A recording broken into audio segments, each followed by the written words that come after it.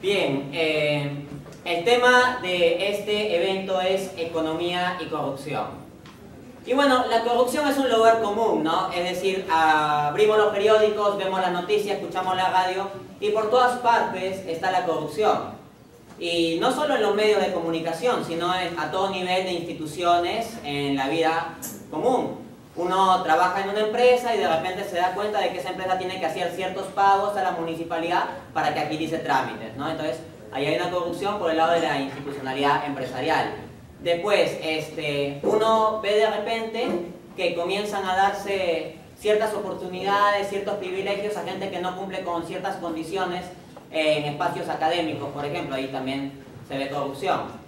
Pero sobre todo se entiende la corrupción de los funcionarios públicos, ¿no? Las grandes noticias, después casos emblemáticos de ministros, de presidentes, de congresistas que caen en este tipo de actos. Y este tema resulta de especial actualidad por la cuestión de Odebrecht, ¿no? Esta empresa pues brasileña, ¿no? Que está envuelta en pagar sobornos masivamente a muchos funcionarios de Latinoamérica, incluso a nivel de presidentes. Entonces, ¿qué se puede decir sobre la corrupción si todo el tiempo se anda hablando de corrupción y todo el tiempo hablamos sobre corrupción? Bueno, es que mi ponencia no es hablar de corrupción propiamente, sino es economía de la corrupción y como referente empírico, ¿no? Para algunas explicaciones voy a tomar el caso de actualidad, el caso de Odebrecht. Entonces, distingamos el discurso sobre la corrupción de lo que es la economía de la corrupción. O sea, decir cuestiones como, bueno, la corrupción es algo que está mal y no debemos ser corruptos, etcétera, etcétera, son cosas ciertas, pero que, como digo, son lugares comunes que no tiene sentido volver a repetir tanto en un espacio académico. A lo que quiero ir aquí es a la relación entre la corrupción y la economía y entender más a fondo cómo la corrupción puede afectar el desarrollo económico. Y aquí no quiero ir a la obviedad, simplemente decir la corrupción afecta al desarrollo económico, sino vamos a hacer un análisis específico de esto. Pues bien, es tal la afectación posible de la corrupción al desarrollo económico que el Banco Mundial en un documento del 2003 dice o considera la corrupción como, cito, el único mayor obstáculo para el desarrollo económico y social.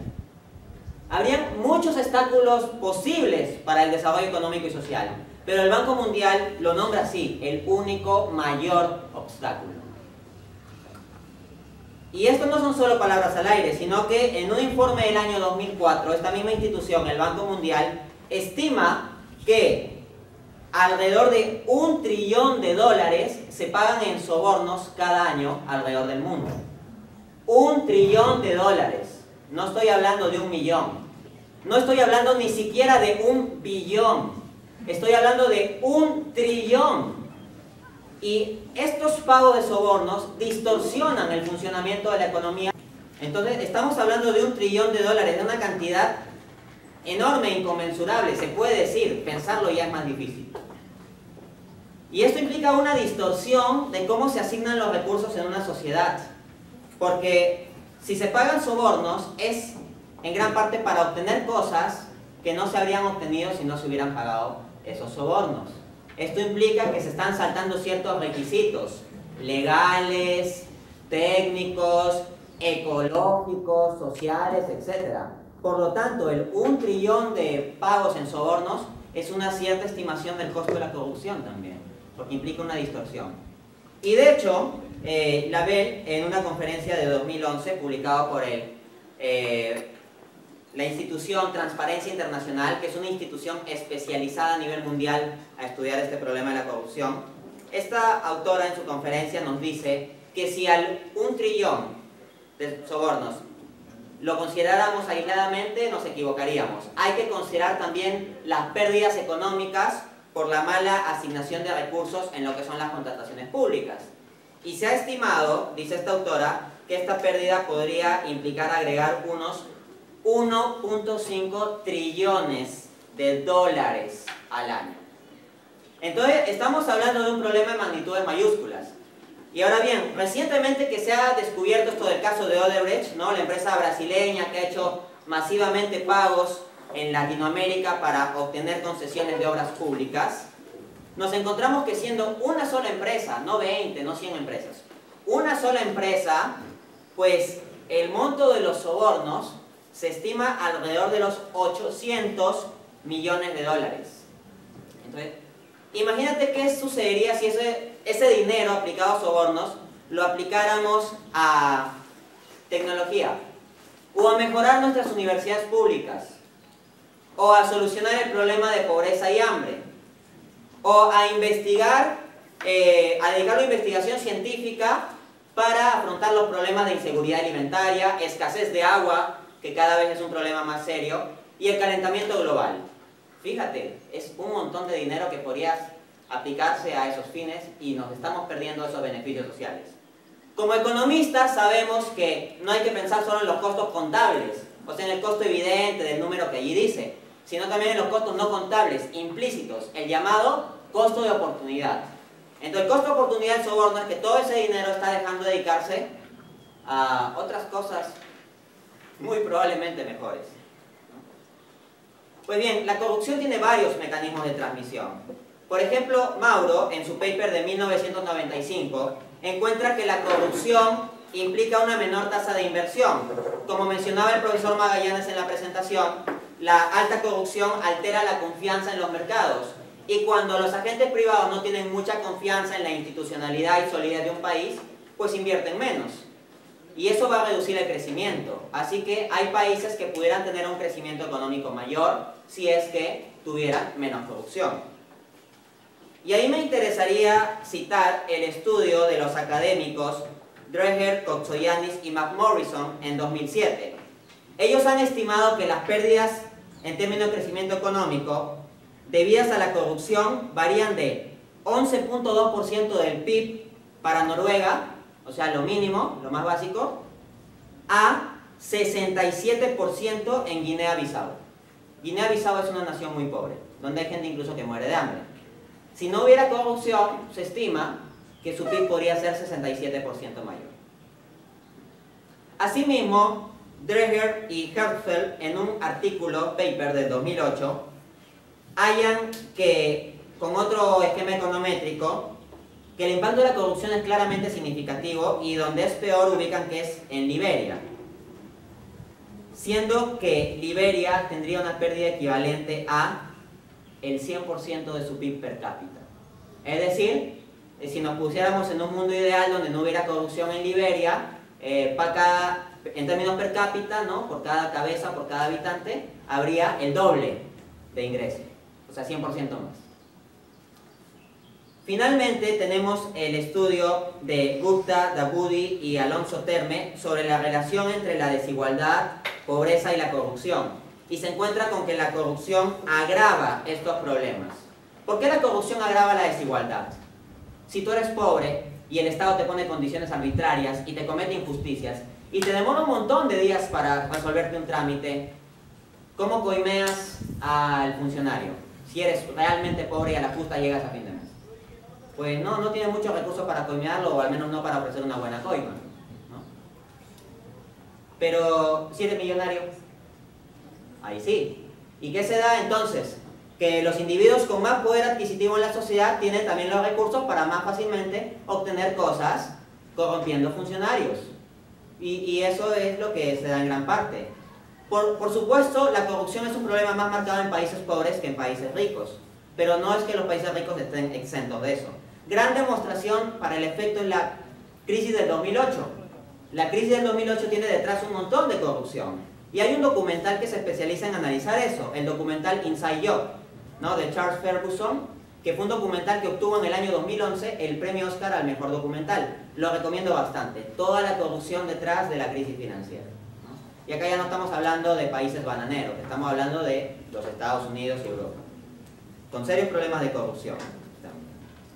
Otra consecuencia grave de la corrupción es que la corrupción puede ocasionar fuga de cerebros. Imagínate un académico súper preparado y que le interese tener espacio académico en la universidad pública. Pues bien, ¿qué pasa si en la universidad pública se siguen criterios para dar puestos, cátedras a los académicos que no sean solo lo académico? Pues que alguien muy preparado, que se haya preparado con su PhD en las mejores universidades del mundo y haya dado muchas conferencias y publicado en muy importantes revistas, pues puede ser que tenga un currículum enorme, pero no tiene contactos, no tiene conexiones. Y si no tiene conexiones, tal vez alguien con más conexiones y muchísimo menos bagaje académico le puede ganar los puestos. Y eso lo digo como problema en general. De hecho, la Universidad Agraria La Molina es una de las universidades que tiene este problema en menor medida. O sea, todas las universidades lo tienen, ¿no? Y en las privadas también se presentan sus formas. Pero, de hecho, esta es una de las universidades que más seriedad tiene en ese aspecto, en el aspecto de manejo institucional. Si ustedes conciben que hay problemas aquí con respecto a ese tema, pues en otros lados de universidades públicas es bastante peor, ¿no? O sea, acá ustedes pueden percibir algunas deficiencias de la universidad, pero de entre las universidades públicas es de entre las que están mejor organizadas. Ejemplo, es la primera que ha logrado licenciarse por la SUNEDU, ¿no? Hay otras universidades que pueden estar entrampadas en luchas políticas que impiden el avance académico. Entonces, ¿cómo es esto de la fuga de cerebros, por lo tanto? Este pata que ha publicado en grandes sitios y que tiene su PhD, y que estudió en las mejores universidades del mundo y que dio conferencias por diversos lados, pues dice, pucha, yo me he formado en todo esto, mi capital intelectual, y el rendimiento que yo obtengo es muy bajo. Y el riesgo de que tengo de que no me contraten, o si me contraten me puedan sacar por alguna cuestión arbitraria, es alto. Entonces, ¿qué hace esta persona? Pues uno, se va a las privadas. Otro, se va del país. Y eso es la fuga de cerebros. Las personas que se preocupan en educarse bastante, si viven en un país corrupto, para obtener ingresos, salen. Demostración de eso, los países de Europa Oriental. En los países de Europa Oriental hay científicos capos. O sea, tú ves científicos de Bulgaria, de Ucrania, Polonia, Rusia, capos, excelentes. ¿Y por qué no están haciendo ciencia en su país? Se van a Estados Unidos, a el Reino Unido, etc. Bueno, no solo por un asunto de más prestigio académico, sino también por un asunto de que en los otros lados les pagan más y no les hacen tanto problema como en sus países. Entonces, los costos de la corrupción de verdad son muy altos. Y ojo, acá estoy dando una conferencia en que estoy resumiendo, no me estoy explayando en explicar el problema. Estoy dando pinceladas. Así que estamos hablando de cosas mayores al entender las dificultades que implica la corrupción.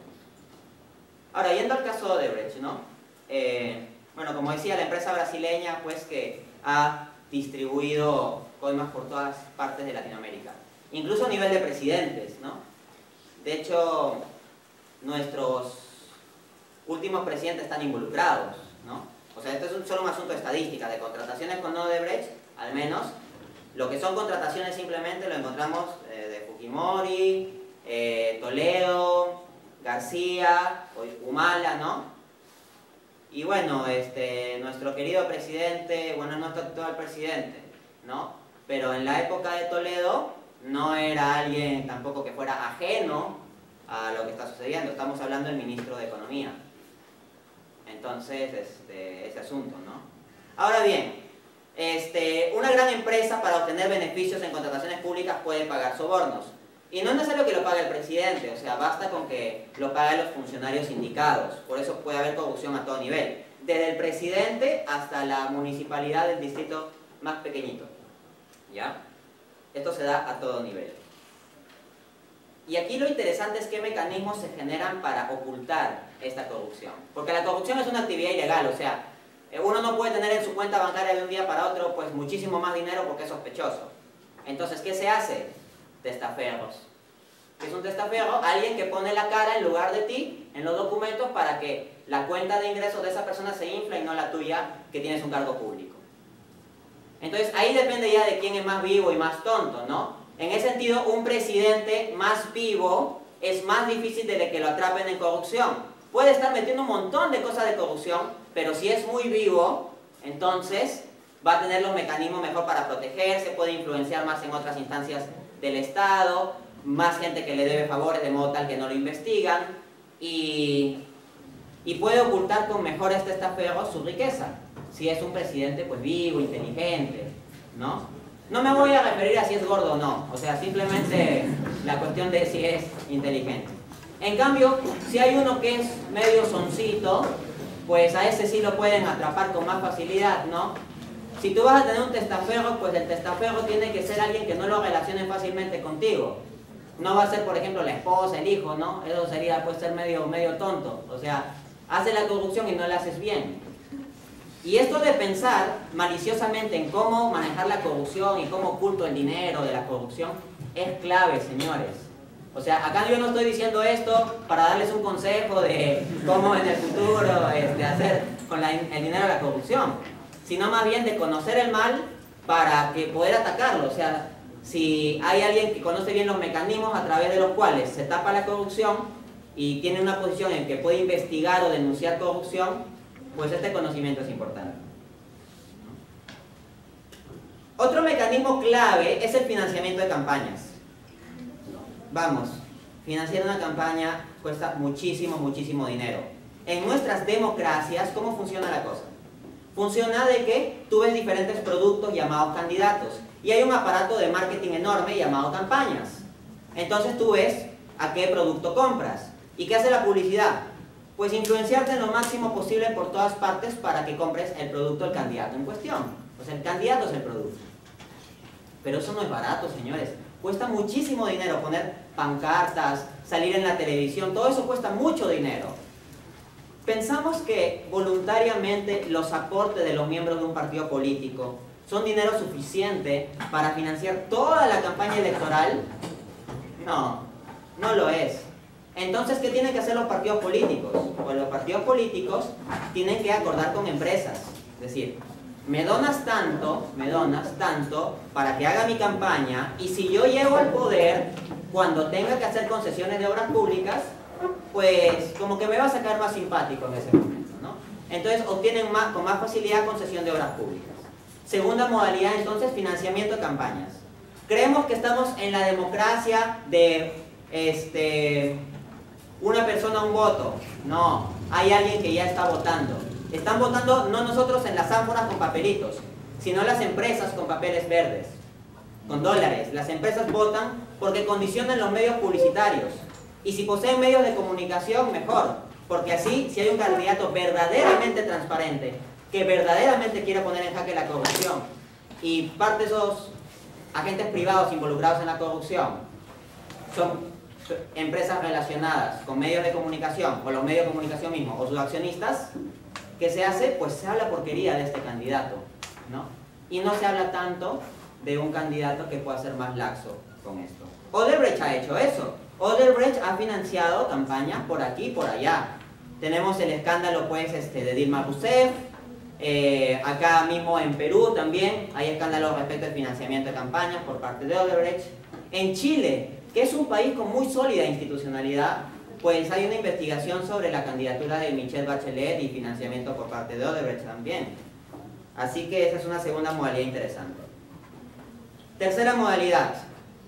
La tercera modalidad es, son varias, solo estoy dando pinceladas. Las adendas. Tú haces un contrato por obras públicas con costos razonables, es decir, con condiciones técnicas estimadas científicamente por ingenieros. ¿Ok?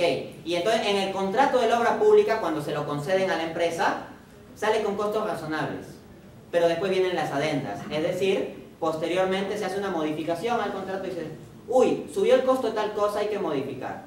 Después, uy, subió el costo de tal otra cosa, hay que modificar. Les invito a investigar cuántas adendas ha habido en el proceso de construcción de la carretera interoceánica por Odebrecht. Los costos iniciales pueden ser razonables, pero donde está la trampa es en adendas, en adendas y en adendas. Y la gente revisa los contratos y no se ve que haya corrupción. Pero fíjate cómo se inflan los costos en las adendas y ¿de dónde sale eso? De nuestros bolsillos, de nuestros impuestos. Para cerrar, la última modalidad de corrupción de las que quiero hablar es algo que estamos viendo muy seguido, pero no nos percatamos, o tal vez ni siquiera lo vemos porque no se difunde esa información. Las conferencias. ¿Cómo es esto? Hay presidentes, no voy a decir el nombre, no voy a decir si es gordo o es flaco, pero que cobran por conferencia más de $100.000.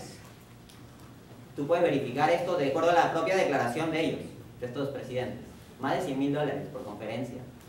¿Y qué? O sea, no sé, son Jesucristo vuelto a la tierra, o Albert Einstein resucitado, o un premio Nobel para que nos vaya a decir algo que, pucha, haya que pagarle tanto por su conferencia. No, lo que pasa es que no están en su periodo presidencial, es cuando ya acabó su periodo presidencial. Entonces ahí les pagan un montón por conferencias. Y si tú ves quién financia esas conferencias, muchas veces son ONGs. Entonces uno dice, ah, son ONGs, no son empresas privadas, entonces no pasa nada. Pero si ves quién da financiamiento de las ONGs, ahí sí te encuentras muchas empresas, varias de las cuales obtuvieron concesiones fácilmente durante la época de estos presidentes. No les pagan un montón de plata por conferencia mientras son presidentes, sería muy sospechoso. Pero después se convierten como en sabios iluminados que sus conferencias valen muchísimo. Estas son pues algunas modalidades de cómo se ejerce la corrupción y se distorsiona el sistema. Es importante conocerlas, no para ejercerlas, ¿no? Sino para combatirlas. Muchas gracias.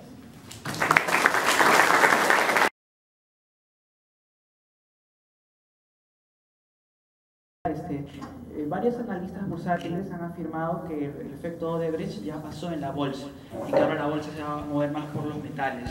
¿Esta afirmación es cierta o es que estamos ante el comienzo del fin?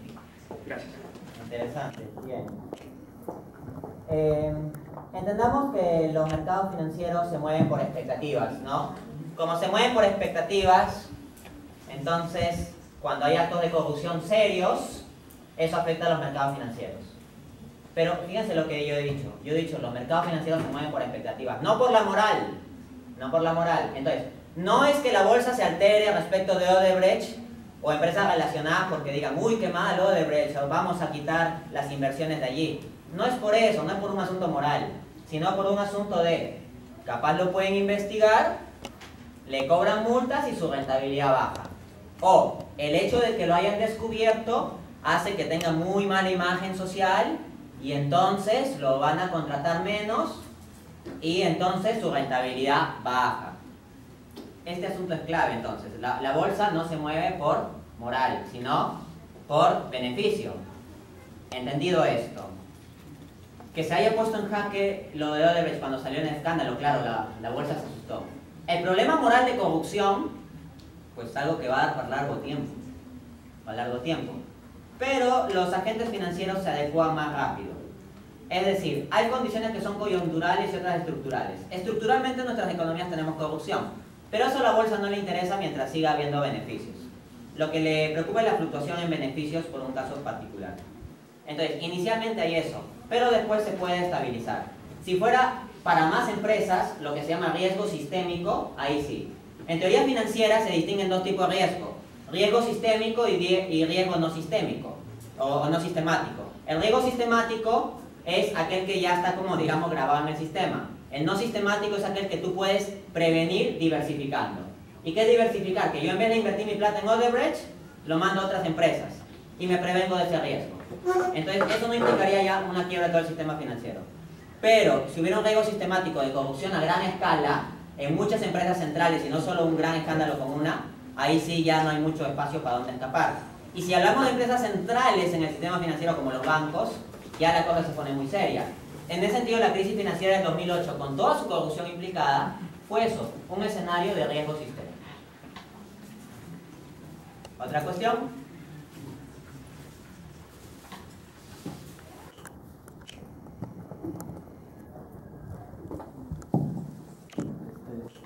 ¿Se podría decir que la legalidad de las empresas de los diferentes países podría ser una respuesta a esta cuestión? Que la ilegalidad de las empresas es una respuesta a la corrupción que hay en los países. ¿Te refieres por ilegalidad a la informalidad? Ya. Okay. Sí, en primer lugar esa precisión conceptual, ¿no? No es lo mismo lo ilegal que lo informal. O sea, si hacemos un concepto muy amplio de lo legal, todo lo informal sería ilegal, ¿no? Porque faltan leyes. Pero desde un concepto un poco más restringido se puede hacer una distinción. Por ejemplo, acá en Perú al menos, alguien que vende droga es ilegal, ¿no? También es informal, pues, ¿no? Porque como no está legalizado no puede poner una empresa, ¿no? De vender droga, ¿no? Al menos acá en Perú. Pero una señora que vende su emoliente, ¿no? Sin permiso municipal, bueno, no voy a decir propiamente que es ilegal, pues, ¿no? O sea, decimos es un informal. Entonces, un poco esa distinción. Entonces, entendería más que nada la informalidad. Bien. La verdad es que no es sencillo dar una respuesta porque ha habido investigación empírica que no ha llegado a resultados concluyentes. Justo hay un investigador alemán que se ha especializado bastante en los temas de economía de la corrupción, se llama Axel Dreher, que de hecho ya lo cité 2 veces en mi exposición. Y bueno, él tiene otro paper que no he citado, es otro más, así que les recomiendo a los que manejen inglés revisar el trabajo este académico. Él tiene otro paper en que habla sobre la relación entre la corrupción y la shadow economy, es decir, la economía subterránea, oculta, informal. Y pues hay la idea de que la economía informal y la corrupción pueden ser como bienes sustitutos o complementarios. Y no hay una conclusión clara. Por ejemplo, alguien podría decir, bueno, si la corrupción es alta en el sistema formal, entonces frente a eso, mejor me voy al sistema informal. Entonces podría haber ese razonamiento. Para no estar pagando todas esas coimas que piden en el sistema formal, porque si soy empresa formal, la municipalidad me cae encima pidiéndome el recibo de hasta cuando compré un lapicero, o si no me amenaza, ¿no? O la SUNAT, etcétera, porque ahí también hay corrupción, en todas las instituciones del Estado hay corrupción. Uno diría, bueno, entonces mejor no soy formal y me voy a la economía subterránea. Y uno dirá, ah, ya, entonces escapas de tener que pagar sobornos. Pero también está el otro lado del problema. Imaginamos que soy un informal y viene de repente a mi puesto la municipalidad. Digamos que tengo un puesto en un sitio X, o sea, un localcito. Viene la municipalidad. Oiga, usted, que esto, que el otro, un funcionario, un inspector. Yo le digo, ya pe maestro, mire, tome para la gaseosita, ¿no? Le doy su Santa Rosita, sus 200 soles. Para la gaseosita y ya. Haga como aquí, no ha visto nada, ¿no? Entonces, si uno se va a la economía informal, en ciertos contextos podría tener que pagar sobornos para no ser acusado ante las instancias formales de que uno es un informal. Entonces hay dinámicas por ambos lados, ¿no? Por lo tanto, la investigación empírica pues va por ambos lados y no hay algo 100% concluyente todavía. Pero ya se puede ver este tipo de relación. ¿Otra cuestión?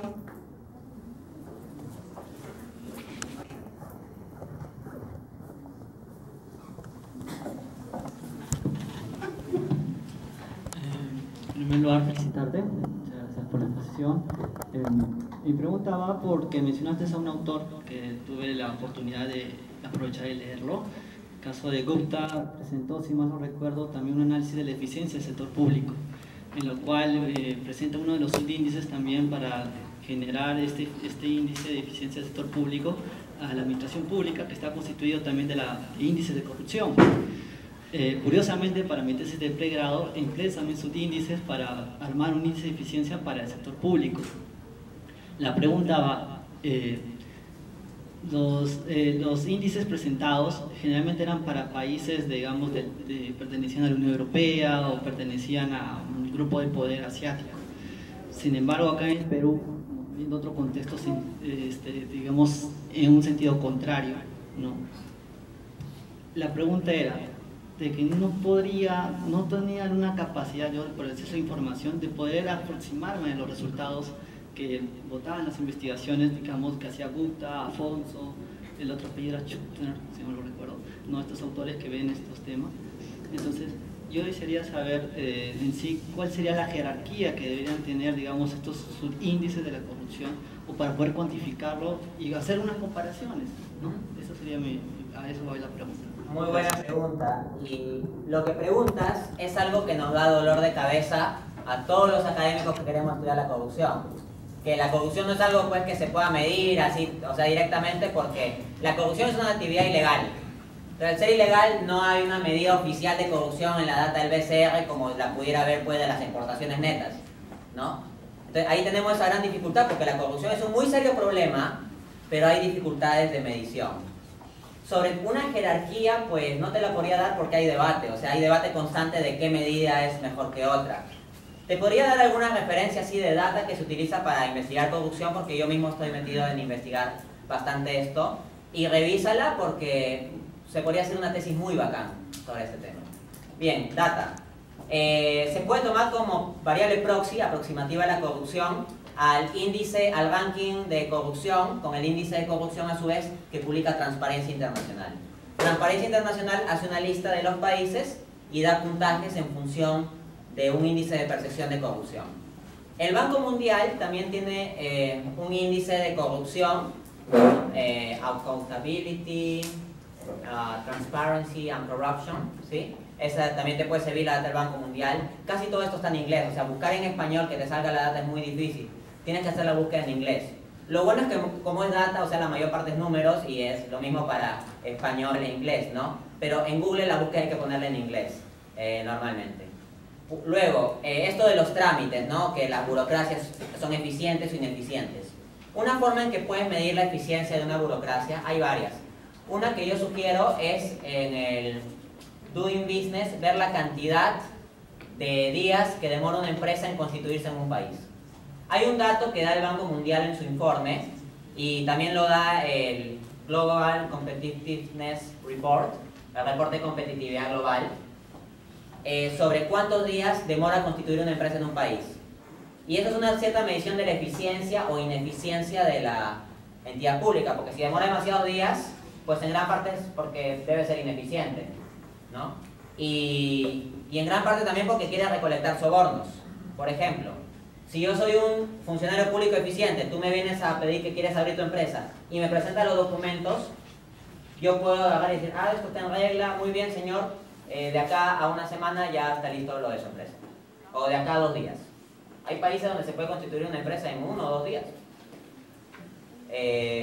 Pero si yo te digo, uy no señor, me falta esto, falta lo otro, me tiene que traer el DNI de su abuelita, me tiene que traer un hueso de la momia no sé cuánto.